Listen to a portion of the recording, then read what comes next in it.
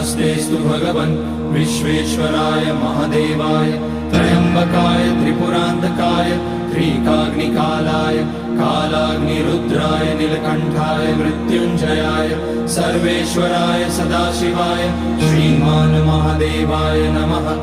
ॐ नमः शम्भवाय च मयोभवाय च नमः शङ्कराय च मयस्कराय च नमः शिवाय च शिवतराय च।